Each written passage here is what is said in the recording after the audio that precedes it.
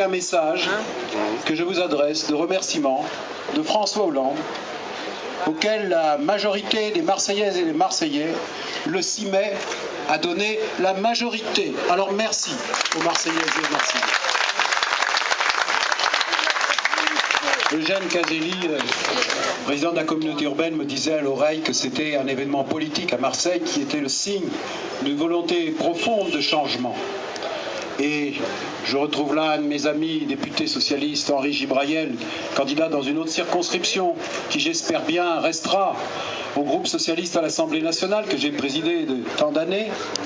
Nous avons besoin, pas seulement d'Henri Gibrayel, nous avons besoin de beaucoup d'autres députés. Députés de la majorité présidentielle, comme Marie-Arlette Carlotti. Pourquoi ? Parce que le 6 mai, vous avez choisi le changement.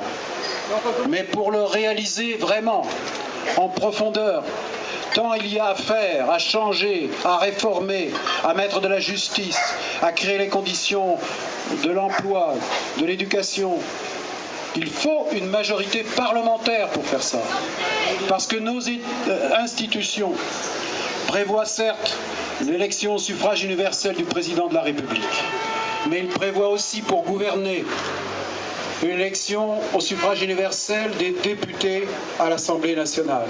Et sans majorité, nous ne pourrons pas aller plus loin que les premières mesures que nous avons prises.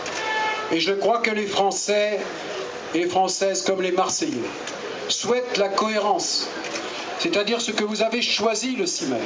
Les projets de François Hollande, pour le réaliser, vous donnerez, j'en suis sûr, en votant ici dans cette circonscription pour Marie-Arlette Carlotti, mais comme dans beaucoup d'autres, pour les candidats de la majorité présidentielle, pour mettre en œuvre concrètement le changement, éviter tout retour en arrière et pour consolider l'espoir que vous avez exprimé le 6 mai. Alors je compte vraiment sur vous. Vous pouvez compter sur nous. Vous avez vu que dès ma nomination à la tête du gouvernement, j'ai été chargé de proposer au président de la République la constitution d'un gouvernement.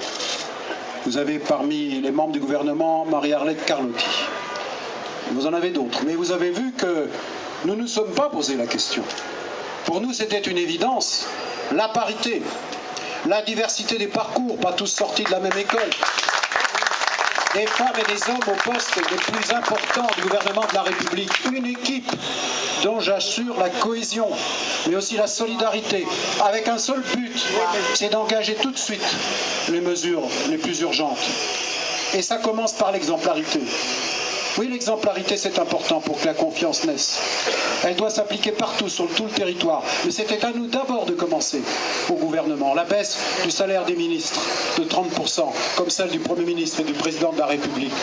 Parce que tout le monde doit faire un effort. Mais ceux qui exercent les plus hautes responsabilités doivent aussi le montrer. C'est pour ça d'ailleurs que j'ai demandé à Pierre Moscovici, ministre de l'économie, des finances et du budget, de préparer un projet de loi qui permettra d'encadrer les rémunérations des dirigeants des entreprises publiques ou des entreprises dans lesquelles l'État est actionnaire. Certains me disent mais ça ne va pas marcher. Certains me disent mais ils vont partir. Moi je fais confiance aussi au patriotisme des dirigeants d'entreprises qui savent bien que dans cette période difficile, l'exemplarité doit s'appliquer aux responsables politiques comme aux responsables économiques. Oui, voilà le sens de notre action, comme la charte de déontologie qui a été signée par les membres du gouvernement. Mais au-delà, les premières mesures sont celles notamment que nous avons prises ce matin au Conseil des ministres pour aider les familles qui ont besoin d'être aidées pour la rentrée scolaire. Ces 5 millions d'enfants qui sont souvent dans des familles à revenus très modestes, dont les parents travaillent soit à 1 au niveau du SMIC et parfois en dessous, parfois à 2 mais avec un tout petit revenu, et qui doivent faire face aux obligations de la rentrée scolaire. C'était un engagement du président de la République. Ce matin, au Conseil des ministres, nous avons décidé d'aider ces familles en priorité par une augmentation de l'allocation de rentrée scolaire de 25%.